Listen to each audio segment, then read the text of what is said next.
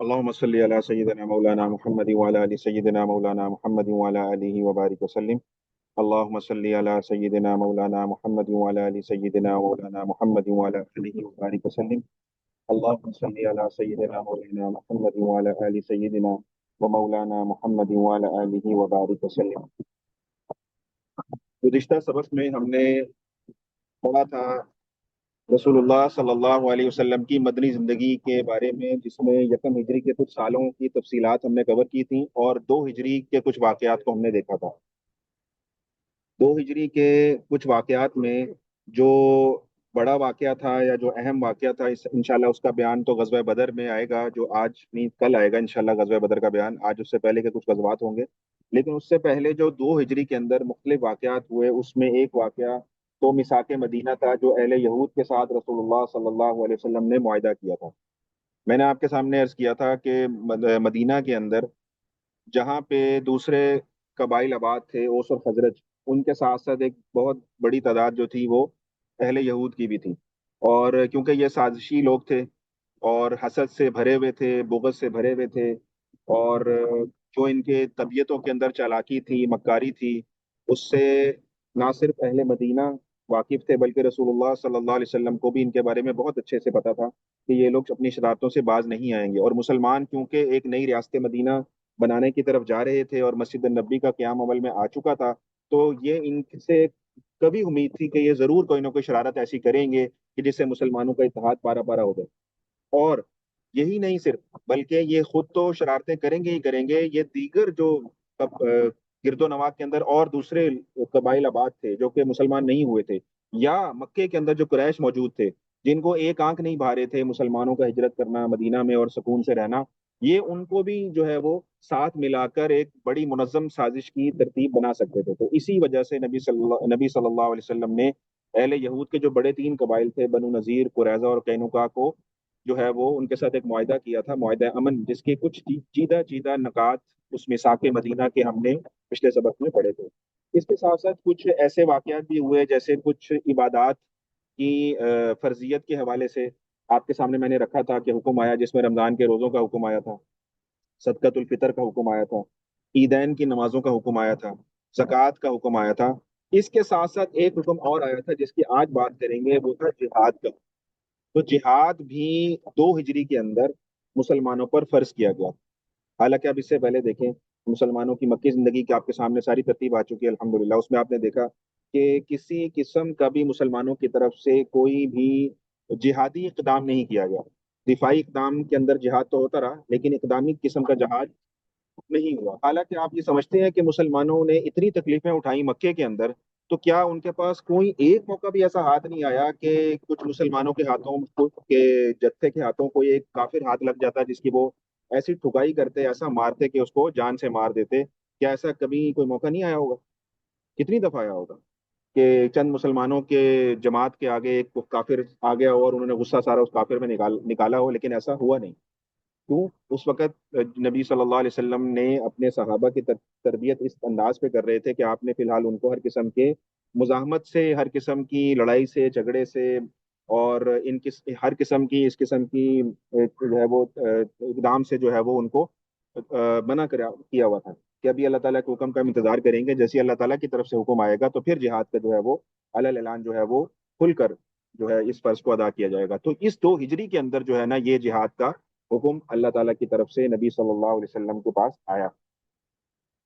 तो ये आज का जो सबक है हमारा, वो आपके सामने स्लाइड के में मौजूद है कि कुछ हम बात करेंगे इंशाल्लाह ताला आज ये इस फर्ज की, जो कि जिहाद का फर्ज अल्लाह ताला की तरफ से इस दो हिजरी के अंदर जो है वो आया हुक्म, इसके बारे में बात करेंगे। और इसके हवाले से जो नबी सल्लल्लाहु अलैहि वसल्लम ने उन लोगों की को कला कमा करने के लिए, जिसमें जो गिरदो नवाह के मदीने के दाएं बाएं जितने लोग आबाद थे, जिनसे ये तवक्को की जा सकती थी या खदशा था जिनकी तरफ से कि वो मुसलमानों की इत्तेहाद को भी तोड़ने की कोशिश करेंगे, रियासत मदीना को नुकसान पहुंचाने की भी कोशिश करेंगे, उनके खिलाफ नबी सल्लल्लाहु अलैहि वसल्लम ने कुछ लोगों के वफूद रवाना किए, यानी कुछ फौजी दस्ते भेजे उन लोगों की तरफ।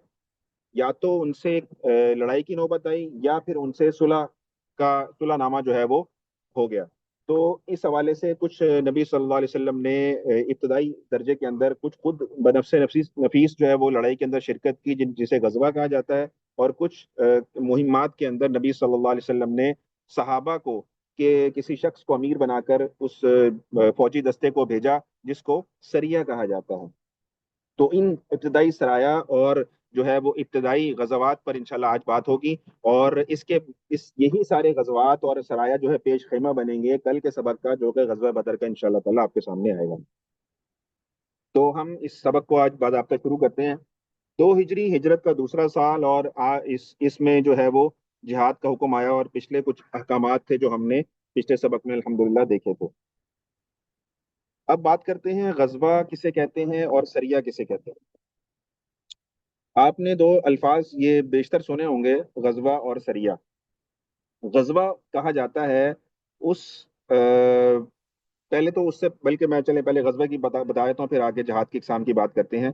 غزوہ کہتے ہیں وہ مہم جس میں خود بنفس نفیس نبی صلی اللہ علیہ وسلم نے شرکت فرمائی، صحابہ کے جلوہ کے ساتھ، صحابہ کے دستوں کے ساتھ، اس کو غزوہ کہا جاتا ہے۔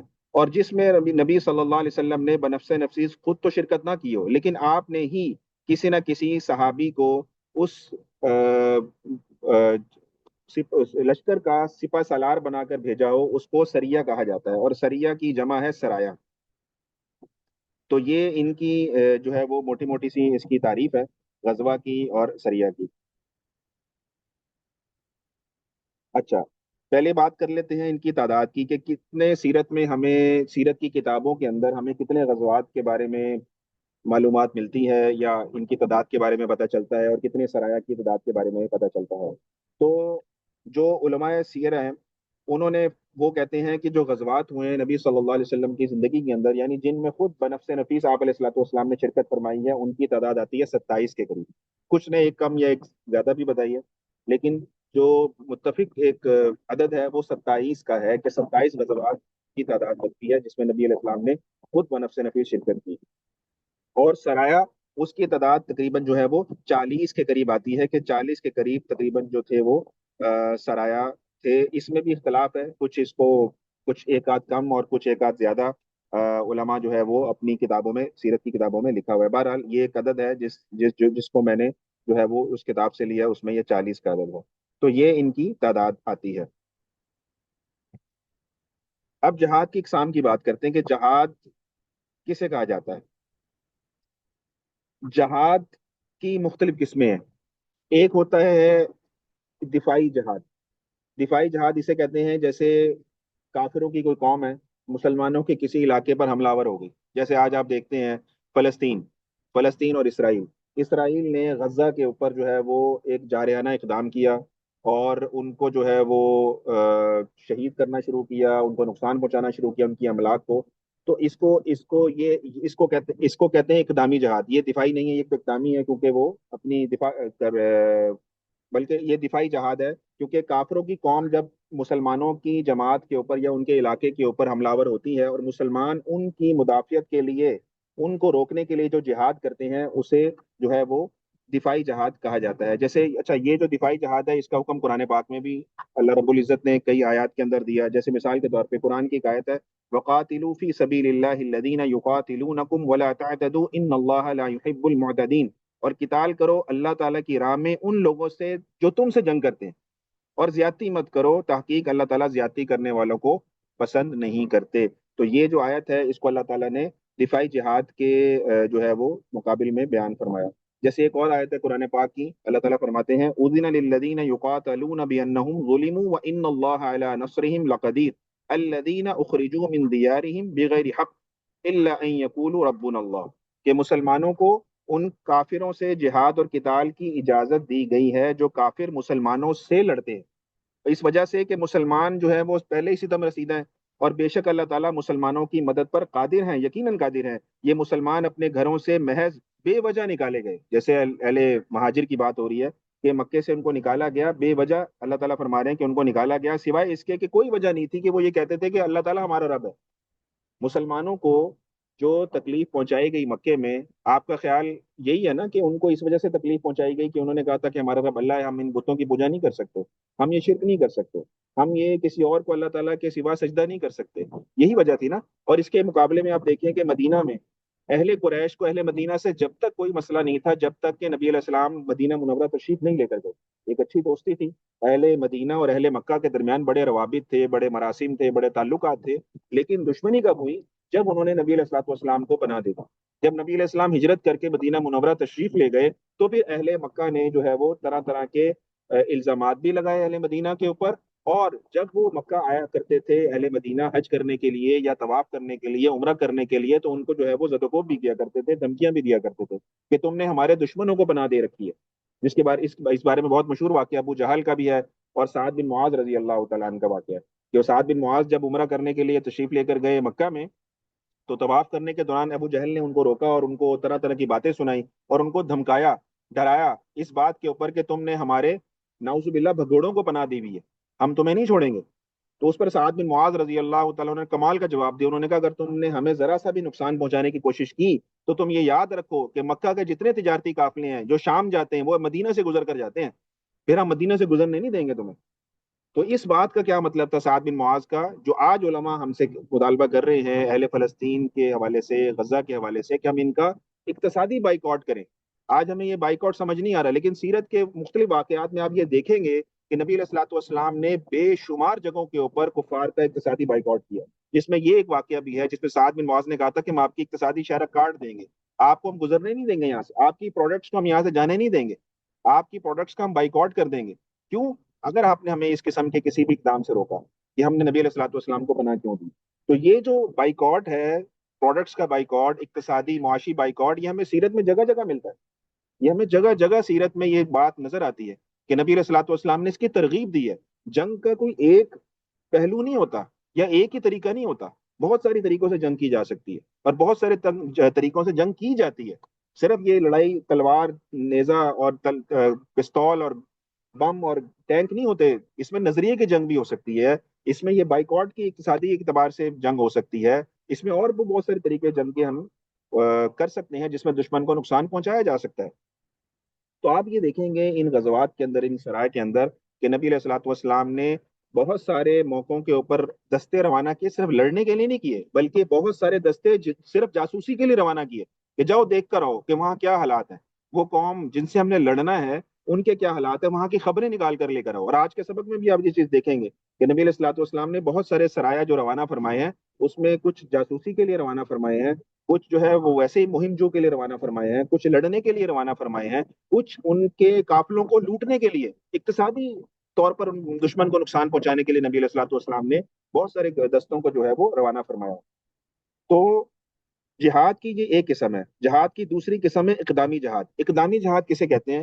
اقدامی جہاد اسے کہتے ہیں جب کفر کی قوت اور شوکت سے اسلام کی آزادی کو خطرہ ہو، اور ایسی حالت میں اسلام اپنے ماننے والوں کو یعنی مسلمانوں کو یہ حکم دیتا ہے کہ تم دشمنان اسلام پر جارحانہ حملہ کرو اور ایسے اقدام کرو، کیونکہ جب دشمنوں کو کی طرف سے خطرہ ہو تو احتیاط کا تقاضا یہ ہے کہ ان پر جارحانہ اقدام کرنا ضروری ہے۔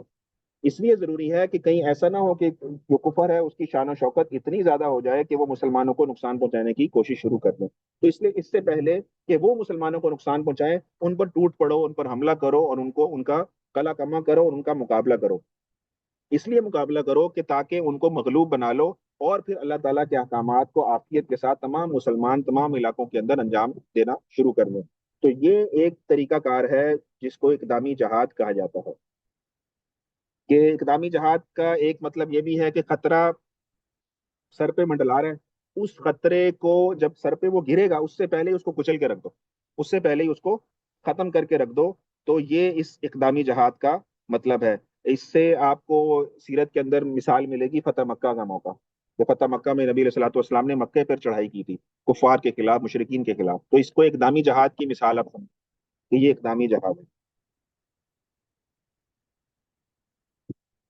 جہاد کی مثال علماء نے اس طرح سے بھی لکھی ہے جیسے سمجھنے کے لیے، کہ جیسے کسی کے ہاتھ میں پھنسی یا پھوڑا نکل آتا ہے نا، تو ڈاکٹر فوراً وہ اس کاٹ نہیں دیتا، مثال کے طور پہ کسی کے بازو پر اللہ نہ کرے کوئی پھنسی پھوڑا نکل آئے اور وہ ڈاکٹر کو جا کے دکھائے اور ڈاکٹر کہے کہ تمہارا تو بازو کٹے گا، تو اس کو تو کوئی عقل مند ڈاکٹر نہیں کہے گا نا کہ یار یہ کیسا بندہ ہے، اس نے تو ایک پھنسی پھوڑے پر بازو کاٹ دیا۔ تو پہلے کیا چیز ہوتی ہے، اسٹیپ بائی اسٹیپ، پہلا اسٹیپ یہ ہوتا ہے کہ وہ مرہم رکھتا ہے اس پھنسی یا پھوڑے کے اوپر، جو ہے وہ مرہم رکھ کے اس کو ٹریٹ کرتا ہے، اس کو ریکور کرتا ہے، اس کو سکیور کرتا ہے، اس کو ریسکیو کرتا ہے کہ وہ اس مرہم کے لگانے سے ہو سکتا ہے اس کا پھنسی پھوڑے کا جو فاسد مادہ ہے وہ باہر نکل جائے اور اس کا جو ہے وہ یہ زخم جو ہے وہ ٹھیک ہو جائے۔ دوسرا درجہ کیا ہے، اگر وہ ٹھیک نہیں ہوتا بینڈیج لگانے سے، مرہم لگانے سے، پھر وہ اس میں چیرا لگاتا ہے، پھر چیرا لگا کر اس کا جو فاسد مادہ ہے اس کو نکالتا ہے، اس کو نکالنے کے بعد اس کو جو ہے اس پر پھر پایوڈین یا کوئی ایسی دوائی لگا کر اس کو پٹی کرتا ہے۔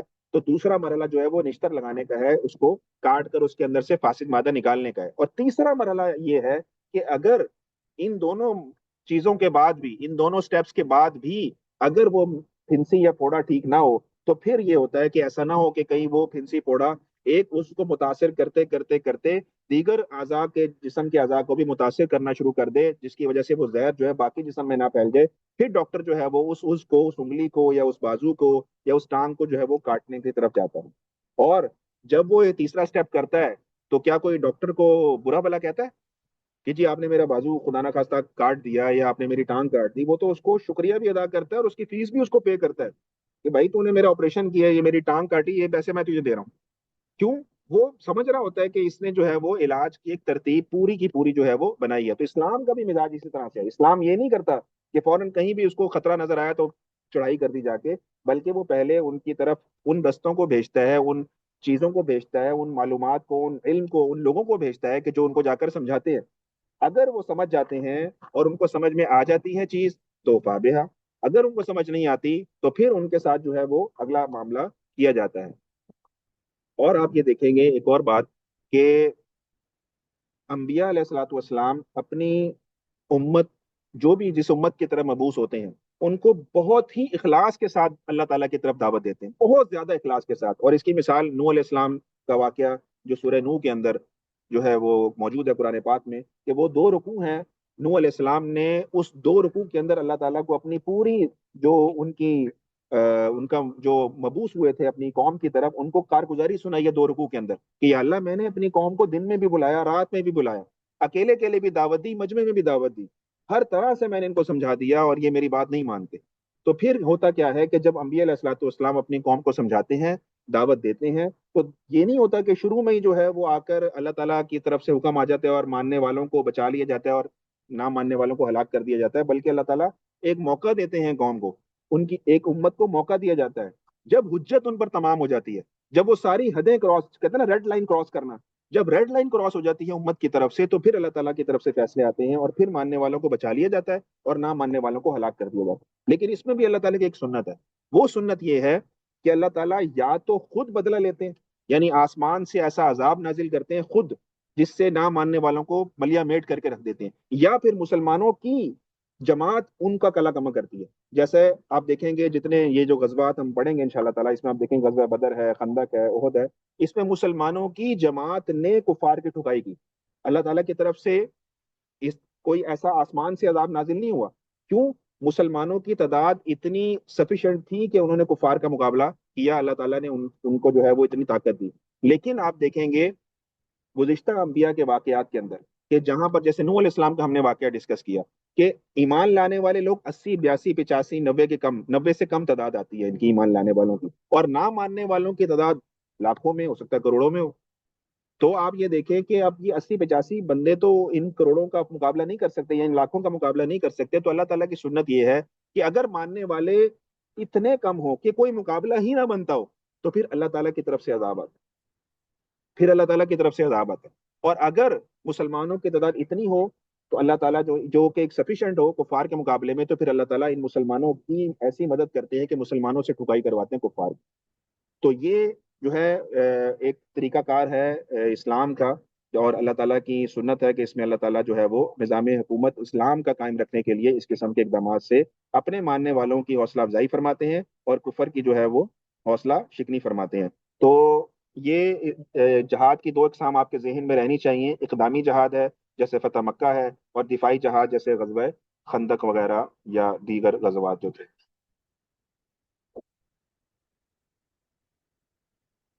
अच्छा, ये आपको एक नक्शा मैं दिखा रहा हूँ कि गजवा बदर जो अभी इंशाल्लाह ताला बयान आएगा, कल इसका बयान आएगा, उससे पहले पहले कुछ और भी गजवात हुए। हमें तो सीरत में हो सकता है आप लोगों को तो इल्म हो इस चीज़ का, लेकिन ज़्यादातर जो लोग हैं उनको यही पता है कि इस्लाम का पहला गजवा कौन सा है, गजवा बदर। लेकिन ऐसा नहीं है, बल्कि गजवा बदर से भी पहले चार गजवात हुए। गजवा बदर से भी पहले जंगी मुहिमात हुई हैं जिनमें चार गजवात हैं और चार सराया किताबों में लिखे हुए। ये चार सराया की मुहिमात हैं और चार गजवात, यानी आठ मुहिमात गजवा बदर से पहले हुई हैं। इसीलिए आज जो है इस टॉपिक को रखा गया कि उससे पहले पहले की हम बातें करें कि उससे पहले गजवा बदर से पहले ये चार गजवात कौन से थे, इसमें मुसलमानों में से कौन से लश्कर में क्या मामला थे और कैसे इन मुहिमात को सर अंजाम दिया गया और किस किस तरफ ये हुए। तो ये गजवा बदर से पहले कुछ जंगी मुहिमें हैं जिसमें चार सराय हैं और चार जो है वो गजवात हैं। ये मदीना मुनव्वरा का शहर दिखाया गया है, और ये जो जितने आपको एरो नजर आ रहे हैं ये कुछ ऐसे गजवात और सराया की तरफ निशानदेही कर रहे हैं जिसका बयान इंशाल्लाह ताला आज हम मुख्तसर अंदाज में देखने की कोशिश करेंगे। इसमें चार सराया में आपको एक सराया नजर आ रहा होगा यहाँ पर। सबसे पहले आप यहाँ देखें, ये लिखा हुआ है, ये मैं पढ़ के बताता हूँ। सरिया हमजा बिन अब्दुल मुत्तलिब। जितने सराया हुए हैं ना जो गजवा बदर से पहले हैं, आप ये समझें, वो उन लोगों के नाम हैं जो उस सराया के जमात के सिपा सलार थे। ठीक है। जितने भी सराया गजवा बदर से पहले आप देखेंगे कि वो उन लोगों के नाम से हैं, मशहूर हैं, जिस मुहिम में वो शख्स सिपा सलार था। ये सरिया हमजा बिन अब्दुल मुत्तलिब, इससे ये पता लगता है कि इस जमात के जो अमीर थे ना वो हजरत हमजा रजी अल्लाह तआला अन्हु थे, जो कि नबी अलैहिस्सलातु वस्सलाम के चचा भी थे। तो ये इनके नाम से मंसूब है। और ये नबी सल्लल्लाहु अलैहि वसल्लम ने एक इलाके की तरफ रवाना फरमाया। ये वादी ईस कहलाती है, ईस का इलाका है ये। और यहाँ पे एक पहाड़ रजवा भी है, जबल रजवा के नाम से है। तो इस तरफ जो है वो नबी अलैहिस्सलातु वस्सलाम ने एक सरिया जो है रवाना फरमाया। दूसरा सरिया जो किताबों में लिखा है वो ये सरिया है उबैदा बिन हारिस रजी अल्लाह तआला अन्हु। ये नबी अलैहिस्सलातु वस्सलाम ने रवाना फरमाया। राबिक के करीब एक इलाका था वहाँ पर। ये उबैदा बिन हारिस कौन है? ये नबी अलैहिस्सलातु वस्सलाम के चचा, ताया के लड़के हैं, ताया के बेटे। आपके ताया का नाम था हजरत हारिस, ये उनके बेटे हैं। हमजा रजी अल्लाह तआला अन्हु आपके चचा हैं, और ये आपके कजन हैं नबी अलैहिस्सलातु वस्सलाम के, उबैदा बिन हारिस। ये हारिस आपके ताया थे, ये उनके बेटे थे जो मुसलमान हो गए। तो ये इनकी सरबराही में नबी अलैहिस्सलातु वस्सलाम ने एक सरिया रवाना फरमाया। इसके हालात भी इंशाल्लाह हम देखते हैं अभी। उसके बाद एक सरिया है, सरिया साद बिन अबी वकास रजी अल्लाह तआला अन्हु, कि इनको अल्लाह के प्यारे रसूल सल्लल्लाहु अलैहि वसल्लम ने खर्रार के इलाके की तरफ रवाना फरमाया था। तो ये इनके नाम से मंसूब है। एक सरिया है अब्दुल्ला बिन जहश असदी रजी अल्लाह तआला अन्हु। नबी अलैहिस्सलातु वस्सलाम ने इनको भी एक इलाके की तरफ रवाना फरमाया था। ये वादी नखला की तरफ आए थे। ये नखला की वादी थी जो कि ताइफ और मक्का के दरमियान थी। ये यहाँ तक आए थे और यहाँ पर इनकी मुहिम जो हुई थी। तो ये चार सराया थे जो कि गजवा बदर से पहले पेश आए, और चार गजवात थे जिसमें पहला गजवा था ये। जो पहला गजवा इसमें लिखा हुआ है वो है गजवा अबवा। गजवा अबवा, ये जो गजवा अबवा है या इसका नाम वद्दान भी है, ये अबवा के इलाके की तरफ पेश है। और अबवा के इलाके के बारे में हमने थोड़ा बहुत इंट्रोडक्शन आपको दिया था मक्की जिंदगी के अंदर, कि ये वो इलाका है जिसकी वजह शोहरत ये है कि ये हजरत बीबी आमना रजी अल्लाह तआला अन्हा का यहाँ पे मज़ार है, यानी नबी अलैहिस्सलातु वस्सलाम की वालदा माजिदा का यहाँ पर कब्र मुबारक है। ये वो इलाका है अबवा का इलाका। तो इस इलाके पर इस इलाके की तरफ जो है वो गजवा अबवा हुआ था। सबसे पहला गजवा गजवा अबवा है। नबी अलैहिस्सलातु वस्सलाम ने जिस गजवे में सबसे पहले शिरकत फरमाई वो ये गजवा अबवा था। और जो सबसे आखिरी गजवा है वो गजवा तबूक है। तो ये गजवा अबवा है, इसके हालात इंशाल्लाह देखते हैं भी मुख्तसर से। और उसके बाद जो है एक गजवा बुवात हुआ है, बुवात के इलाके की तरफ नबी अलैहिस्सलातु वस्सलाम यहाँ पर बनफ्स नफीस तशरीफ लेकर गए। उसके बाद एक गजवा हुआ, गजवा जिल उशीरा के नाम से है। ये जिल उशीरा के नाम से गजवा हुआ था। और ये गजवा जो जुल उशीरा था इसकी वजह शोहरत क्या है, ये आप देख रहे हैं कि ये बहरा कुलजम है नीचे ना, और ये समंदर के साथ साथ रास्ता है, और ये नीचे की तरफ जो है वो मक्का शहर है। तो आपको ये इतनी इंफॉर्मेशन तो अल्हम्दुलिल्लाह हम सबको होगी कि जो गजवा बदर हुआ था, गजवा बदर हुआ था, जो कुरैश का एक काफिला था जिसकी सरबराही कर रहे थे अबू सुफियान रजी अल्लाह तआला अन्हु, जो कि उस वक्त मुसलमान नहीं हुए थे। और वो जो थे वो तिजारती माल खरीदने के लिए गए थे मक्का से शाम। اور وہ انہوں نے جو راستہ اختیار کیا تھا وہ یہ سمندر کے ساتھ ساتھ. تو جب یہ قافلہ مکے سے نکل کر جا رہا تھا شام کی طرف خریداری کے لیے، اس وقت نبی علیہ الصلوۃ والسلام کو اطلاع ملی تھی کہ اس طرح قافلہ جا رہا ہے جس میں قریش کا بہت زیادہ مال ہے، کیونکہ قریش نے اس میں اپنا تقریباً سارا مال لگایا تھا، اور وہ بہت بڑی ایک تجارتی ایک ڈیل کرنے جا رہے تھے. تو نبی علیہ الصلوۃ والسلام کو اس کی اطلاع ملی تھی کہ وہ قافلہ مکہ سے نکل چکا ہے اور شام کی طرف جا رہا ہے. تو نبی علیہ الصلوۃ والسلام نے جاتے ہوئے اس قافلے کو کا تعاقب کرنا چاہا، اور وہ آپ نے یہ ذوالعشیرہ کے مقام سے جو غزوہ اپنے ترتیب دیا اور آپ تشریف لے کر گئے یہاں پر، تو یہاں تک جب آپ آئے ہیں تو وہ قافلہ جو تھا وہ یہاں سے نکل چکا تھا. تو جاتے ہوئے بھی وہ قافلہ ہاتھ نہیں آیا، اور جب یہ قافلہ واپس آ رہا تھا تو پھر غزوہ بدر ہوا تھا کہ نبی علیہ الصلوۃ والسلام کو یہ پتا لگا کہ وہ شام سے خریداری کر کر جو ہے قافلہ واپس مکے کی طرف آ رہا ہے. تو نبی علیہ الصلوۃ والسلام نے اس موقع پر صحابہ کو جمع فرما کر اور غزوہ بدر کے لیے بدر کے مقام کے پاس جا کر ان کو جو ہے ترتیب بنانی چاہیے اپنی، لیکن وہاں سے بھی وہ قافلہ جو تھا وہ سمندر کے کنارے کنارے ہوتا ہوا وہ نکل چکا تھا. اور اس پھر جو ہے وہ مکے سے ایک دوسرا جو لشکر آیا تھا مشرکین کا ابو جہل کی سربراہی میں، پھر ان سے جو ہے وہ قتال ہوئی اور اس کو غزوہ بدر کہا جاتا ہے. تو یہ وہ غزوہ ذوالعشیرہ کے نام سے ہے جس میں نبی علیہ الصلوۃ والسلام نے اسی قافلے کا تعاقب کیا تھا جاتے ہوئے شام. اور اس کے بعد جو ہے ایک اور غزوہ ہوا، غزوہ بدر اولا. یہ بدر کا مقام ہے، اور اس مقام پر بھی ایک غزوہ ہوا تھا جس کو غزوہ بدر اولا کہتے ہیں، کہ نبی علیہ الصلوۃ والسلام نے یہاں پر ایک مہم کی بدر کبریٰ سے پہلے پہلے. تو اس کا بیان بھی انشاءاللہ تعالیٰ آج ہم دیکھیں گے. تو یہ ایک نقشہ آپ کے سامنے ہے آپ کو سمجھنے کے لیے کہ کس کس طرف جو ہے مہمات ہوئی ہیں. ہم ایک ایک کر کے انشاءاللہ ان چیزوں کو دیکھتے ہیں. جس طرح میں نے آپ کو بتایا کہ 4 سرایہ غزوہ بدر سے پہلے پیش آئے، اور پہلا سریہ جو ہوا ہے یہ ہجرت کے 7 مہینے بعد رمضان المبارک میں ہوا ہے، اور اس کی قیادت کی ہے حضرت حمزہ رضی اللہ تعالیٰ عنہ نے، جو کہ نبی علیہ الصلوۃ والسلام کے چچا بھی تھے، آپ کے جو تھے وہ رضائی بھائی بھی تھے.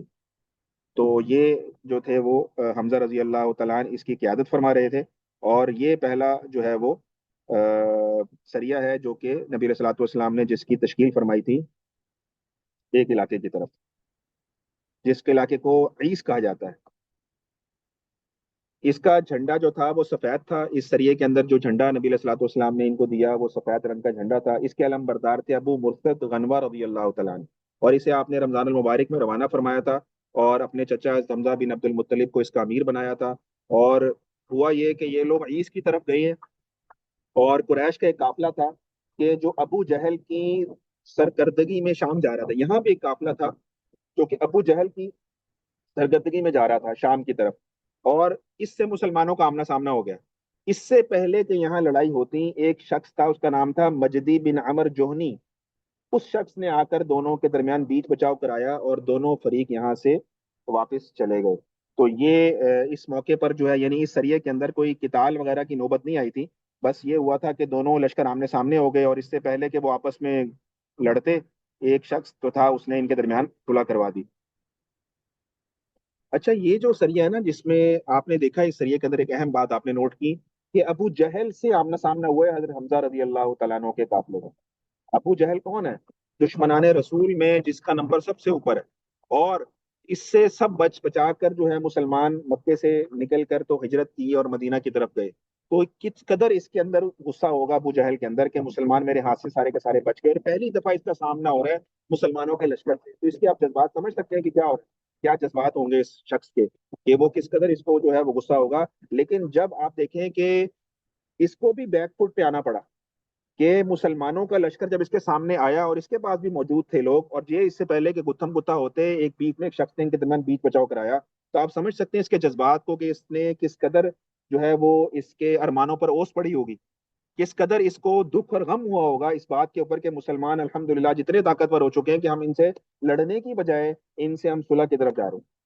تو یہ ایک بہت ایسا موقع ہے کہ اس موقع پر ابو جہل کو حقیقت میں اندازہ ہوا کہ مسلمانوں کے پاس اللہ تعالیٰ نے ان کو کتنی قوت سے نواز کے رکھی ہے، کہ جن کو ہم کچلنا چاہ رہے تھے آج ہم ان سے ہی صلح کر کے بیچ بچاؤ کر کے جو ہے وہ نکلنا چاہ رہے ہیں. تو ابو جہل نے جب اس لشکر کا سامنا کیا نا، اور سامنا کرنے کے بعد جب صلح ہو گئی، تو کتابوں میں لکھا ہوا ہے کہ جب یہ مکہ واپس آیا نا تو مکہ میں اس نے قریش کو اکٹھا کیا اور قریش کو اس کی تفصیل بتائی سارے واقعے کی یہ کیا ہوا ہے. تو اس نے قریش کو پتا کیا کہا، اس نے کہا اے معاشر قریش، اے قریش کی جماعت، محمد صلی اللہ علیہ وسلم یثرب میں پاؤں جما چکے ہیں، اس نے اپنے یعنی نبی علیہ الصلوۃ والسلام کے بارے میں کہہ رہا ہے کہ اس نے اپنے دستے ہر طرف پھیلا دیے ہیں، اس کا ارادہ تمہیں نقصان پہنچانے کا ہے، اس کے قریب بھی نہ پھٹکنا اور نہ اس کا راستہ اپنانا، ورنہ وہ تمہیں کچل کے رکھ دیں گے۔ یہ ابو جہل کہہ رہا ہے، قریش کو جمع کر کر یعنی دہشت پھیلا رہا ہے قریش میں، کہ وہ کہہ رہا ہے کہ وہ خون خوار شیر کی مانند بکھرے ہوئے ہیں یعنی مسلمان، اور تم پر اسے اور تم لوگوں پر مسلمانوں کو بے تحاشا غصہ بھی ہے کہ تم نے ان کو ان کے شہر سے باہر نکال دیا ہے، واللہ اس کے پاس بڑے ماہر جادوگر ہے نعوذ باللہ، میں نے اس کے اور اس کے اصحاب کے ہمراہ جنوں کو دیکھا ہے، کہہ رہے میں نے جن دیکھے ہیں ان کے پاس، کہ وہ جنات ان کے پاس ہیں ان کی مدد کے لیے، یعنی اس قدر خوفزدہ ہے کہ اس کو جنات بھی نظر آ رہے ہیں، کہ ان جماعتوں کے پاس جو جنات ہیں، اور وہ کہہ رہا ہے کہ بنو قیلہ میں نے بتایا تھا اوس اور خزرج کی والدہ کا نام تھا، تحقیر میں تمسخر میں یہ لوگ بنو قیلہ کے نام سے پکارتے تھے اوس اور خزرج کو، کہتے تھے کہ بنو قیلہ کی عداوت سے یعنی دشمنی سے تو تم لوگ واقف ہو، یہ محمد صلی اللہ علیہ وسلم ایسا دشمن ہے نعوذ باللہ جس نے دوسرے دشمنوں سے بھی تعامل لے لیا ہے۔ تو یہ ابو جہل کے الفاظ ہیں اس لشکر کی صلح کے موقع کے بعد مکہ مکرمہ جا کر قریش کو جمع کرنے کے۔ تو آپ اس سے اندازہ لگائیں کہ قریش کو اندازہ ہو گیا تھا اس موقع پر کہ مسلمانوں کی تعداد اتنی الحمدللہ ہو چکی ہے کہ ان سے لڑنا آسان کام نہیں ہے، اور مسلمان اب ہر قسم کی جو ہے وہ اقتصادی ہماری شہرت کو بھی کاٹنے پر آ گئے ہیں، اور ہمارا بائیکاٹ کرنے کے اس پر بھی آ گئے ہیں، اور ہماری جاسوسی کرنے کے بھی قابل ہو چکے ہیں، اور ہم سے لڑنے کے بھی قابل ہو چکے ہیں۔ تو یہ ایک جو تھا وہ اس غزوے کے حوالے سے تفصیلات تھی۔ اور غزوہ بدر سے پہلے میں آپ کو بتا چکا ہوں 8 مہمات ہوئی ہیں، جن میں 4 غزوات ہیں، 4 سرائے ہیں، جس میں سے پہلے سرائے کا ہم نے آپ کے سامنے ذکر رکھا۔ تو یہ ایک نقشہ ہے، میں تھوڑا زوم کر دیتا ہوں آپ کے لیے، یہ مدینہ منورہ شہر ہے، اور اس میں یہ عیس کا علاقہ ہے، یہ سمندر کے پاس۔ تو یہاں سے مدینہ منورہ سے قافلہ حمزہ رضی اللہ تعالیٰ عنہ کی قیادت کے اندر عیس روانہ ہوا۔ یہ جتنے بھی آپ کو ریڈ ایرو نظر آ رہے ہیں یہ سارے غزوات ہیں، انشاءاللہ ہم اس کا بیان پڑھتے رہیں گے، ساتھ ساتھ یہ نقشہ بھی آپ کو دکھاتے رہیں گے۔ آج ہم 4 غزوات کا ذکر کریں گے، اس میں پہلا غزوہ یہ عیس کے علاقے کا ہے، یہ سمندر کے پاس یہ علاقہ سعودی عرب کا یہ علاقہ ہے۔ اور اس کی بھی تھوڑی سی میں آپ کو اس علاقے کی بھی تھوڑی تفصیلات آپ کے سامنے رکھ دیتا ہوں۔ اچھا، حمزہ رضی اللہ تعالیٰ عنہ، ویسے ایک سوال ہے آپ لوگوں سے، حمزہ رضی اللہ تعالیٰ عنہ کے قبول اسلام کا واقعہ تو آپ لوگوں کو یاد ہے؟ حمزہ رضی اللہ تعالیٰ عنہ نے قبول اسلام جو کیا تھا، اسلام قبول کیا تھا، اس کا واقعہ کچھ یاد ہے آپ لوگوں کو؟ وہ کیسا واقعہ تھا؟ میں بالکل مختصر آپ کے سامنے رکھتا ہوں، آپ کو انشاءاللہ تعالیٰ اس موقع پر سنیں گے تو اور ایمان تازہ ہوگا کہ حضرت حمزہ رضی اللہ تعالیٰ عنہ تھے شکاری قسم کے بندے، یعنی شکار کرنے کا ان کو بہت شوق تھا۔ تو یہ الگ تھلگ رہنے والے لوگ تھے، یعنی شخص تھے، ان کی طبیعت میں اس طرح گھلنا ملنا اس طرح تھا نہیں۔ یہ صبح شکار پہ جاتے تھے، شام کو آ کے اپنے کاموں میں لگے رہتے تھے، ان کو کوئی غرض نہیں تھی کہ مکے میں کیا ہو رہا ہے، مسلمان دعوت دے رہی ہیں اور نبی علیہ الصلوۃ والسلام نے اعلان نبوت کر رکھا ہے، اور کفار کیا کر رہے ہیں، ان کو اس کاموں سے کوئی غرض نہیں تھی، نہ ہی یہ کفار کے کسی بیٹھک میں بیٹھتے تھے، نہ ان کے مشورے میں شریک ہوتے تھے۔ لیکن ایک مرتبہ یہ شکار کے لیے گئے، اور جب واپس آ رہے تھے نا، تو انہوں نے دیکھا ان کو ایک عورت ملی، اور وہ عبداللہ بن جدعان جو شخص تھا اس کی لونڈی تھی۔ اس نے ان کو روکا، اس نے کہا کہ اے حمزہ، تمہیں پتا ہے کہ تمہارے بھتیجے محمد صلی اللہ علیہ وسلم کے ساتھ ابو جہل نے آج کیا کیا ہے؟ تو یہ ان کے کان کھڑے ہو گئے، انہوں نے کہا کیا کیا؟ انہوں نے کہا کہ اس نے محمد صلی اللہ علیہ وسلم کا راستہ روکا ہے ابو جہل نے، اور ان کو بہت زیادہ ان کو جو ہے وہ گالیاں دی ہیں، برا بھلا کہا ہے نعوذ باللہ، اور ان کو جو ہے وہ ان کی بڑی تحقیر کی ہے، اور اگر تم وہاں موجود ہوتے تو تم یقیناً ابو جہل کا سر پھاڑ دیتے، کہ میں تو وہ الفاظ بھی نہیں دہرا سکتی جو اس نے تمہارے بھتیجے کے بارے میں کہے۔ جب حمزہ رضی اللہ تعالیٰ عنہ کو اس لونڈی نے، اس باندی نے یہ خبر دی، تو حمزہ رضی اللہ تعالیٰ عنہ غصے میں بھر گئے۔ آپ شکار کر کے آ رہے تھے، آپ کے پاس تیر کمان تھی، آپ نے اسی حالت میں تیر کمان لیا اور گئے مکہ میں۔ مکہ میں دار الندوہ میں نے آپ کو جگہ دکھائی تھی حرم کے پاس، تو وہاں پر قریش بیٹھے ہوئے تھے، جس میں ابو جہل بھی بیٹھا ہوا تھا، تو آتے ہی انہوں نے کمان پکڑ کر ابو جہل کے سر پر ماری اور اس کا سر پھاڑ دیا، اور کہنے لگے یہ ابو جہل سے کہ تمہاری جرت کیسے ہوئی کہ تم نے میرے بھتیجے کے بارے میں ایسی ایسی بات کی ہے، تمہیں نہیں پتا کہ میں بھی اس کے دین پر ہوں؟ اب علماء نے یہاں لکھا ہے کہ حمزہ رضی اللہ تعالیٰ عنہ نے یہ بات جو کی ہے، ایک قول یہ ہے کہ یہ سبقت لسانی میں کی، مسلمان نہیں ہوئے تھے لیکن سبقت لسانی میں یہ بات کر گئے، اور یہی چیز ان کے ایمان لانے کا اللہ تعالیٰ نے سبب بنا دیا، کہ ان کے منہ سے یہ الفاظ نکل گئے میں بھی اپنے بھتیجے کے دین پر ہوں، کیا تجھے یہ بات خبر نہیں ہے اس بات کی؟ تیری جرت کیسے ہوئی میرے بھتیجے سے ایسے بات کرنے کی؟ تو ابو جہل اس وقت تو بڑا یعنی کہ سر پہ چوٹ لگی، خون بہ رہا ہے، اور بڑا ایک دم اس کو تکلیف تھی، لیکن جیسے ہی حمزہ رضی اللہ تعالیٰ عنہ نے یہ بات کی ہے تو ابو جہل کو اپنی تکلیف بھول گئی، اور فوراً حمزہ رضی اللہ تعالیٰ عنہ کے پاس آیا اور کہنے لگا کیا واقعی تم نے اپنے بھتیجے کا دین قبول کر لیا؟ یعنی اس کو وہ تکلیف بھول گئی، اور یہ غم زیادہ لگ گیا کہ اس نے بھی اپنے بھتیجے کا دین جو ہے وہ قبول کر لیا ہے۔ تو یہ حمزہ رضی اللہ تعالیٰ عنہ کا واقعہ ہے۔ اور پھر نبی علیہ الصلوۃ والسلام کو حمزہ رضی اللہ تعالیٰ عنہ نے دار ارقم میں جا کر یہ خبر دی کہ میں نے ابو جہل سے آپ کا بدلہ لے لیا، تو نبی علیہ الصلوۃ والسلام نے ان سے یہ کہا تھا کہ حمزہ، میں زیادہ اس بات پر خوش ہوں گا کہ تم کلمہ پڑھ لو، تم کلمہ پڑھ لو، مجھے اس سے غرض نہیں ہے کہ تم نے میرا اسے بدلہ لے لیا، مجھے اس پر زیادہ خوشی نہیں ہے، مجھے خوشی اس بات پر ہوگی اگر تم میرے دین لائے ہوئے دین پر کلمہ پڑھ لو۔ تو اس پر حمزہ رضی اللہ تعالیٰ عنہ نے کلمہ پڑھا اور مسلمان ہو گئے۔ تو یہ حمزہ رضی اللہ تعالیٰ عنہ ہیں جن کی سربراہی میں نبی علیہ الصلوۃ والسلام نے پہلا سریہ روانہ فرمایا تھا۔ اور جنگ بدر میں حمزہ رضی اللہ تعالیٰ عنہ موجود تھے، اور انہوں نے بہت بہادری دکھائی تھی، اور ایک شخص ان کے مقابلے میں آیا تھا، اس کا نام تھا شیبہ۔ شیبہ کو مبارزت میں قتل کیا تھا۔ مبارزت کہتے ہیں کہ آمنے سامنے آ جانا، یعنی کہ دو لشکر آمنے سامنے ہونا، تو یہاں سے بھی ایک آدمی جائے لڑنے کے لیے پہلے، اور وہاں سے بھی ایک آدمی ہے لڑنے کے لیے پہلے، تو آپس میں جو دو لوگ لڑتے ہیں اور پورا لشکر دیکھ رہا ہوتا ہے ان کو، پورا لشکر ابھی لڑتا نہیں ہے، ان کے آپس میں لڑنے کے بعد جب ایک بندہ قتل ہو جاتا ہے تو پھر جو ہے وہ سارا لشکر لڑتا ہے، تو اس کو کہتے تھے مبارزت۔ تو مبارزت میں حضرت حمزہ رضی اللہ تعالیٰ عنہ جنگ بدر میں پہلے تشریف لائے۔ نبی علیہ الصلوۃ والسلام نے ان کو بلایا کہ حمزہ آگے آ جاؤ۔ حمزہ رضی اللہ تعالیٰ عنہ گئے، اور وہاں سے کفار کی طرف سے جو شخص ان کے مقابلے میں آیا تھا اس کا نام تھا شیبہ بن ربیعہ۔ تو انہوں نے شیبہ کو جو تھا وہ حضرت حمزہ رضی اللہ تعالیٰ عنہ نے قتل کر دیا تھا۔ تو یہ جو قتل کیا تھا انہوں نے شیبہ کو، اور اسی طرح ایک اس کے بعد قتل ہوا تھا ان کے ہاتھوں سے تیمہ بن عدی۔ یہ تیمہ بن عدی جو تھا، اصل میں یہ جب قتل ہوا تھا غزوہ بدر میں ان کے ہاتھ پر، یعنی کہ حمزہ رضی اللہ تعالیٰ عنہ نے تیمہ کو قتل کیا تھا، تو اگلے سال جنگ احد ہوئی تھی۔ تو جنگ احد پر ایک شخص تھا جبیر بن مطعم، یہ بھتیجا تھا تیمہ کا، اس کا غلام تھا واشی، واشی رضی اللہ تعالیٰ عنہ، جو کہ جنہوں نے حضرت حمزہ رضی اللہ تعالیٰ عنہ کو احد میں قتل کیا تھا۔ یہ واشی جو تھا، واشی رضی اللہ تعالیٰ اس وقت مسلمان نہیں ہوئے تھے، تو یہ غلام تھے جبیر بن مطعم کے، اور جبیر بن مطعم تھا بھتیجا تیمہ کا، اور تیمہ کو قتل کیا تھا حمزہ رضی اللہ تعالیٰ نے بدر کے اندر۔ تو جبیر نے کہا تھا کہ میں اپنے چچا کا بدلہ لوں گا، اور چچا کا بدلہ اس طرح لوں گا کہ اس نے میرے چچا کو، یعنی میرے چچا کو جس نے قتل، نبی علیہ الصلوۃ والسلام نے میرے چچا کو قتل کروایا، تو میں نبی کے چچا کو قتل کراؤں گا، اور نبی کے چچا حضرت حمزہ رضی اللہ تعالیٰ۔ تو اس طرح واشی نے، جو کہ ان کے غلام تھے جبیر بن اتم کے، انہوں نے اس کو پیسے دیے تھے کہ اگر تو حمزہ رضی اللہ تعالیٰ عنہ کو، جو کہ نبی کے چچا ہے، اگر تو ان کو قتل کر دے تو آزاد ہے۔ تو واشی کہتے تھے مجھے تو اپنی آزادی سے وہ تھا کہ میں آزاد ہو جاؤں گا، اس لیے میں نے حضرت حمزہ رضی اللہ تعالیٰ عنہ کو شہید کیا احد کے موقع کے اوپر۔ تو یہ اس طرح سے ان کی شہادت ہوئی تھی کہ چچا کے بدلے میں چچا کو جو ہے وہ اس طرح سے قتل شہید کیا گیا۔ تو بہرحال ان کے واقعات انشاءاللہ آگے آنے والے اس میں آئیں گے۔ بہرحال یہ جو ایس کا علاقہ ہے جو آپ کے سامنے ابھی نظر آ رہا ہے، یہ سمندر کے پاس علاقہ، یہ ایک رابغ شہر ہے سعودیہ کا۔ یہ رابغ ایک بڑا شہر ہے، اس کے قریب یہ علاقہ ہے۔ رابغ کا شہر بالکل سمندر کے اوپر ہے، اس کے پاس ہی یہ ایس کا علاقہ ہے۔ تقریباً آپ سمجھ لیں 30 کلومیٹر کا فاصلہ ہے ان کے درمیان، رابغ اور اس کے درمیان۔ اور یہاں پر ایک چشمہ ہے زنابت العیس کے نام سے، اور اس کے جو چشمہ ہے نا یہاں پہ، اس کے گرد کیکر کے بہت زیادہ درخت موجود ہیں۔ تو ان کیکر کے درختوں کی وجہ سے اس علاقے کا نام العیس پڑ گیا تھا، اور یہاں بنو سلیم آباد تھے، اور شام جانے والے قریش کے جتنے تجارتی قافلے تھے یہاں سے گزرا کرتے تھے، تو اس لیے یہاں پر ان کو بھیجا گیا تھا تاکہ قریش کا جو قافلہ جا رہا ہے اس کو وہ نقصان پہنچائیں، اور اسے جو ہے وہ اس سے مقابلہ کریں۔ اور رابغ ایک بڑا شہر ہے، یہ بالکل بحیرہ کلزم کے اوپر آباد ہے۔ یہ جدہ اور یمبو بھی ایک شہر ہے سعودیہ کا، یہ جدہ اور یمبو کے درمیان، یہ یمبو شہر ہے اور یہ جدہ شہر ہے، ان کے درمیان آپ سمجھ لیں تقریباً درمیان میں یہ رابغ کا شہر جو ہے یہ سعودی عرب میں موجود ہے۔ اور مدینہ منورہ سے اس کا فاصلہ دیکھیں تو تقریباً 240 یا 250 کلومیٹر کے قریب قریب بنتا ہے۔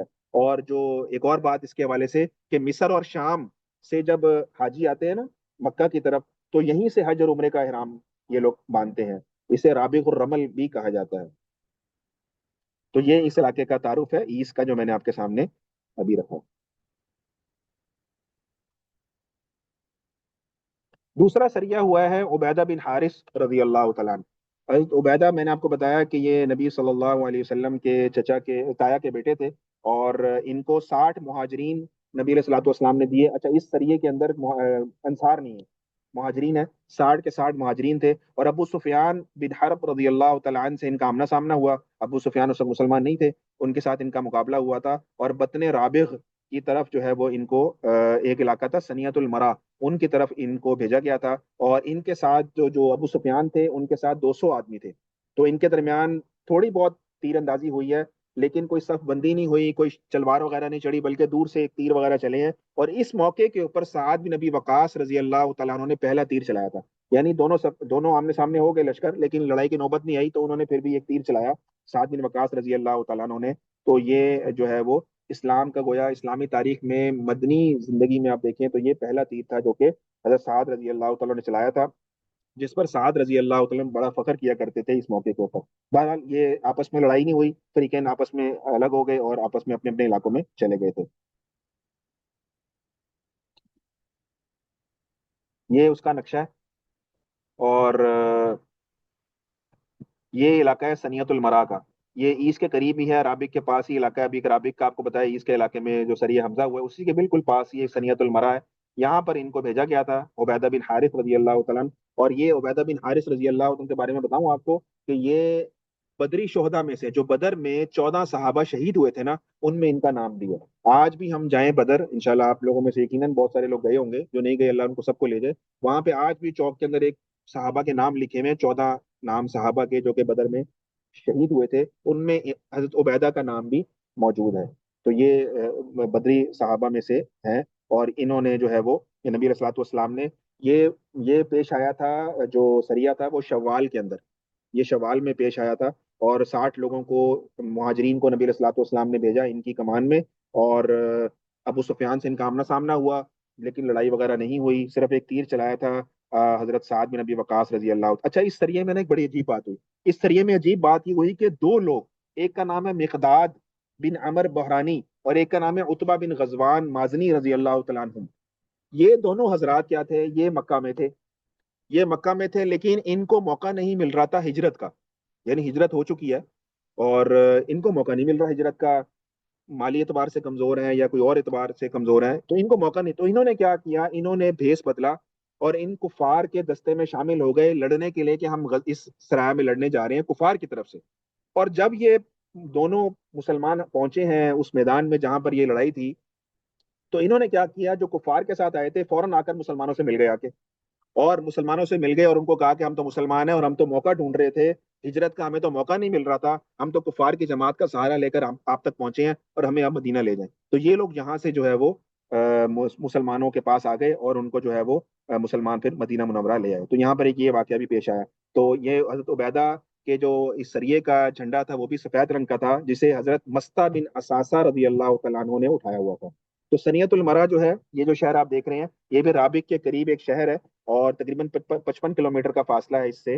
اور ہجرت کے، اس میں ایک اور مشہور بات کہ ہجرت کے سفر میں نبی علیہ الصلوۃ والسلام ابو بکر صدیق رضی اللہ تعالیٰ عنہ کے ساتھ اسی سنیت المرا سے گزر کر جو ہے وہ مدینہ المنورہ پہنچے. تو یہ سنیت المرا جو علاقہ ہے، یہاں سے نبی علیہ الصلوۃ والسلام نے ہجرت کے موقع پر بھی سفر فرمایا ہے. اور مدینہ منورہ سے تقریباً اس کا فاصلہ بنتا ہے 200 کلومیٹر کے قریب.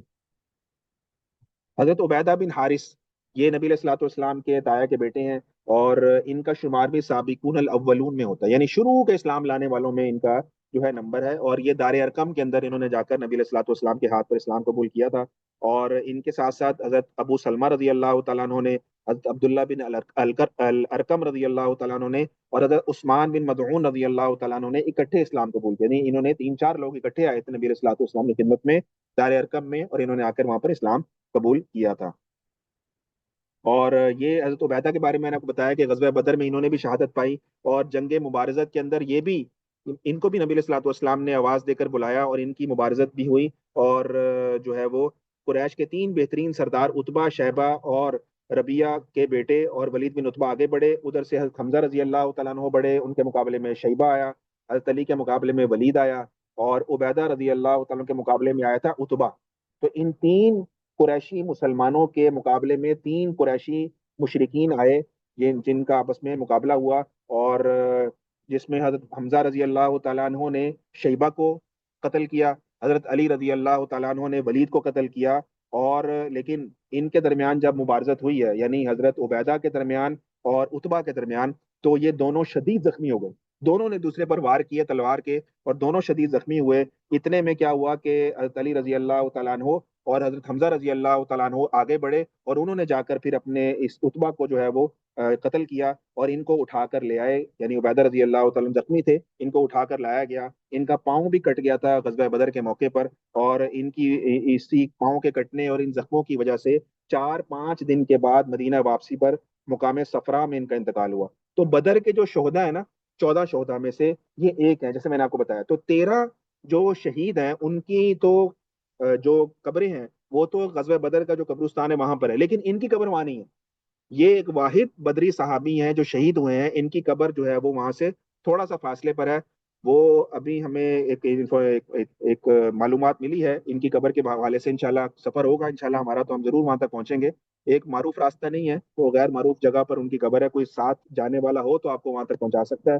تو یہاں پر بھی بڑی ایک، جن لوگوں نے اس قبر کی زیارت کی ہے ان سے جب بات ہوئی تو انہوں نے کہا کہ یہاں پر بہت ہی عجیب سی ایک روحانی قسم کے سکون اور خوشبو ہے ان کے قبر کے پاس سے جو کہ آتی ہے۔ اللہ نے موقع دیا تو انشاءاللہ وہاں جانا ہوگا۔ تو یہ ان کا، یار وہ غیر معروف راستہ ہے، مجھے معلوم نہیں ہے لیکن میں تھوڑا سا معلومات لے رہا ہوں، انشاءاللہ معلوم ہوتا ہے تو ضرور جائیں گے انشاءاللہ، اللہ نے موقع دیا۔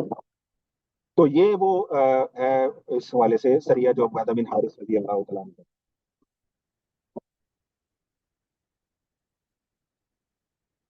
ایک سریہ ہوا ہے سعد بن ابی وقاص، یہ تیسرا سریہ تھا، اور یہ سعد بن ابی وقاص رضی اللہ تعالیٰ عنہ کی سرپرستی میں روانہ ہوا تھا۔ یہ بھی جہاں پہنچا تھا قریش کا قافلہ وہاں سے نکل کر جا چکا تھا، تو یہاں پر بھی کوئی قتال وغیرہ کی نوبت نہیں آئی تھی۔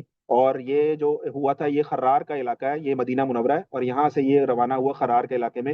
نبی علیہ الصلوۃ والسلام نے خرار کے علاقے کے پاس ان کو جو ہے وہ بھیجا تھا، لیکن یہاں بھی قتال کا موقع نہیں ملا۔ یہ بھی قافلے کو پکڑنے کے لیے گئے تھے لیکن قافلہ وہاں ایک دن پہلے ہی وہاں سے گزر گیا تھا، لہٰذا یہ لوگ مدینہ المنورہ واپس آ گئے۔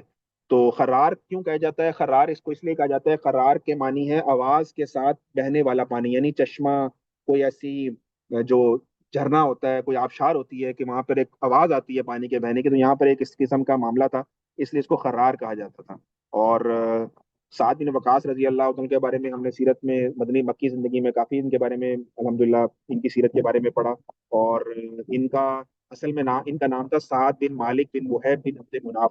ان کے باپ کی کنیت تھی ابو وقاص، اس لیے ان کو سعد بن ابی وقاص رضی اللہ تعالیٰ کے نام سے مشہور ہوئے۔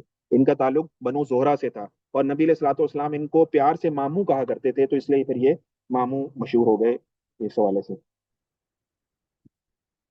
اور یہ ایسے صحابی ہیں کہ انہوں نے غزوہ بدر میں بھی شرکت کی ہے، غزوہ خندق میں بھی کی ہے، غزوہ خیبر میں بھی کی ہے، فتح مکہ میں بھی کی ہے، غزوہ حنین میں بھی یہ نبی علیہ الصلوۃ والسلام کے ساتھ رہے، اور تمام غزوات میں یعنی انہوں نے شرکت کی ہے۔ اور فتح مکہ کے موقع پر نبی صلی اللہ علیہ وسلم نے مہاجرین کا جھنڈا جن کے ہاتھ میں دیا تھا وہ سعد بن نبی وقاص رضی اللہ تعالیٰ عنہ تھے، جن کا بیان انشاءاللہ فتح مکہ کے موقع پہ آئے گا۔ اور بیعت رضوان میں اور سفر تبوک میں بھی یہ نبی علیہ الصلوۃ والسلام کے ہم رکاب تھے۔ ایک سریہ جو ہوا ہے وہ عبداللہ بن جہش رضی اللہ تعالیٰ عنہ کی سربراہی میں ہوا ہے، اور غزوہ بدر الکبریٰ سے پہلے یہ ایک اہم سریہ ہے، اور عبداللہ بن جہش کی قیادت میں نبی صلی اللہ علیہ وسلم نے جو ہے وہ 11 مہاجرین کو ان کے ساتھ جو ہے وہ روانہ فرمایا تھا، اور ان 11 مہاجرین کو بھیجا تھا، اور ان کا ہوا کیا تھا کہ یہ بھی تجارتی قافلے کو پکڑنے کے لیے گئے تھے، اور تجارتی قافلہ ان کو مل بھی گیا تھا، اور ان کے ساتھ ان کی لڑائی وغیرہ بھی ہوئی۔ تو ان کے جو واقعات ہیں وہ میں آپ کے سامنے تھوڑا سا یہ رکھ دیتا ہوں کہ ان کے حوالے سے اس سریے کے اندر کیا معاملات پیش آئے تھے۔ ماہ رجب میں یہ سریہ پیش آیا تھا، اور نبی علیہ الصلوۃ والسلام نے عبداللہ بن جہش رضی اللہ تعالیٰ عنہ کو امیر بنایا تھا، اور ان کے ساتھ 11 مہاجرین کو روانہ فرمایا تھا، اور ان کے نام بھی سیرت کی کتابوں میں لکھے ہوئے ہیں، جن میں سے کچھ نام میں آپ کے سامنے پڑھ دیتا ہوں۔ ابو حذیفہ رضی اللہ تعالیٰ عنہ، حضرت سعد بن ابی وقاص رضی اللہ تعالیٰ عنہ، اور حضرت مقداد رضی اللہ تعالیٰ عنہ، حضرت عکاشہ رضی اللہ تعالیٰ عنہ، اور دیگر صحابہ اس میں جو ہے وہ ان کے ہم رکاب تھے۔ تو ان کو بھیجا گیا تھا، اور 12 یہ خود تھے، تو ٹوٹل 12 لوگوں کی یہ جماعت تھی۔ تو نبی علیہ الصلوۃ والسلام نے ان کے بارے میں یہ فرمایا تھا کہ میں تم پر، لوگوں کو فرمایا تھا کہ میں تم پر ایسے شخص کو امیر بناؤں گا جو تم میں سب سے زیادہ بھوک اور پیاس برداشت کرنے والا ہوگا۔ تو پھر سب کو اشتیاق ہوا کہ وہ کون شخص ہے، تو وہ عبداللہ بن جہش رضی اللہ تعالیٰ عنہ تھے جن کو امیر بنایا گیا تھا۔ تو نبی علیہ الصلوۃ والسلام نے جب ان کو روانہ کیا نا تو ایک خط دیا تھا، ان کو ایک خط لکھ کے دیا تھا، اور ان کو یہ کہا تھا کہ تم نے یہ خط لے کر جانا ہے لیکن کھولنا نہیں ہے، 2 دن کے بعد تم نے یہ خط کھولنا ہے۔ تو 2 دن کے بعد جب یہ علاقے میں پہنچے انہوں نے وہ کھول کر دیکھا تو اس پر جو ہے وہ لکھا ہوا تھا کہ تم برابر چلتے جاؤ چلتے جاؤ چلتے جاؤ یہاں تک کہ مکہ اور طائف کے درمیان مقام نخلا ہے، مقام نخلا ہے، وہاں جا کر اترنا اور قریش کا انتظار کرنا اور ان کی خبروں سے ہمیں مطلع کرتے رہنا۔ تو یہ نبی علیہ الصلوۃ والسلام نے ان کو خط جو ہے وہ دیا تھا، جس کو 2 دن کے بعد انہوں نے پڑھا تھا، اور جیسے ہی انہوں نے یہ خط پڑھا اور نبی علیہ الصلوۃ والسلام کے حکم کی اطاعت کی اور فوراً وادی نخلا میں پہنچ کر انتظار کیا اور اپنے ساتھیوں کو بھی اس مضمون سے آگاہ کیا کہ نبی علیہ الصلوۃ والسلام نے ہمیں یہ خط دیا ہے، اور یہاں پر انہوں نے اپنے ساتھیوں سے یہ کہا تھا کہ میں کسی کو مجبور نہیں کرتا، جس کو شہادت عزیز ہو وہ میرے ساتھ چلے اور جو نہ جا سکے وہ یہاں سے واپس ہو جائے۔ لیکن یہ سارے کے سارے جانے سارے صحابہ، جانے سارے رسول صلی اللہ علیہ وسلم کے صحابی، یہ سارے چلتے گئے اور یہ وادی نخلا میں پہنچے۔ اچھا، یہاں پر جب یہ آئے نا تو سعد بن نبی وقاص رضی اللہ تعالیٰ عنہ اور اتبا، ان 2 صحابی کا نا اونٹ گم ہو گیا۔ یہ اونٹ گم ہونے کی وجہ سے نا تو یہ اونٹ کو تلاش کرنے چلے گئے۔ اونٹ کی تلاش میں جب یہ لوگ گئے تو پھر یہ قافلے سے بھٹک گئے، یہ قافلے سے بھٹک گئے اور یہ پھر ان کو نہیں مل سکے، اس قافلے میں نہیں آ سکے۔ بہرحال یہ جب پہنچے ہیں نا وادی رخلا میں، تو اس وقت رجب کی تاریخ تھی 29ویں۔ اب آپ کو پتا ہے کہ اسلامی مہینہ 29 کا بھی ہو سکتا ہے اور 30 کا بھی ہو سکتا ہے، اور رجب کے بعد مہینہ ہے شعبان کا۔ شعبان کا مہینہ جو ہے آپ کو پتا ہے یہ حرمت کے مہینوں میں سے ایک مہینہ ہے۔ 4 مہینے ہیں جن میں قتال حرام ہے، لڑائی حرام ہے، جس میں ایک یہ رجب کا مہینہ ہے، ایک ذیقد ہے، ایک ذی الحج ہے اور ایک محرم ہے۔ یہ 4 مہینے ایسے ہیں جن میں قتال جو ہے اللہ تعالیٰ نے حرام کیا ہوا ہے، منع ہے۔ اب یہ جو رجب کا آخری دن تھا 29 تاریخ تھی، مسلمان یہ سمجھے کہ یکم شعبان ہو گئی ہے، اگلے دن یکم شعبان ہے، انہوں نے اگلے دن حملہ کر دیا، لیکن اصل میں اگلے دن 30 رجب تھی۔ تو یہ اس میں یہ معاملہ پیش آیا کہ انہوں نے حرمت والے مہینے میں جو ہے یہ واقعہ ہوا، اور اس میں ہوا کیا کہ رجب کے، جس میں نے بتایا کہ 29ویں تاریخ تھی، تو انہوں نے مشورہ کیا کہ کیا کریں۔ تو مشورہ یہ ہوا کہ ہم جو ہے وہ حملہ کرتے ہیں اس قریش کے تجارتی قافلے کے اوپر اور ان سے مال وغیرہ لے لیتے ہیں۔ تو واقع بن عبداللہ رضی اللہ تعالیٰ نے کیا کیا، جو قافلے کا سرگردہ رہنما تھا نا، اس کو کیا کیا کہ اس کو تیر مارا۔ اس کا نام تھا عمر بن الحضرمی، اس کو تیر مارا۔ یہ تھا کفار کے قافلے کا سرگرو بندہ، اس کو تیر مارا جس سے وہ مر گیا۔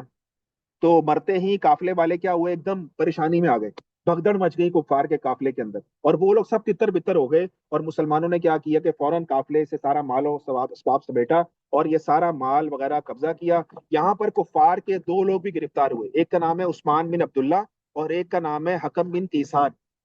تو یہ 2 بندے کفار کے گرفتار ہوئے اور مسلمانوں کے 2 بندے گم گئے، جیسے میں نے آپ کو بتایا سعد اور رتبہ رضی اللہ تعالیٰ عنہ، یہ دونوں بچھڑ گئے تھے اونٹ کی تلاش میں، لیکن اس کے مقابلے میں کفار کے 2 بندے مسلمانوں کے ہاتھ آ گئے۔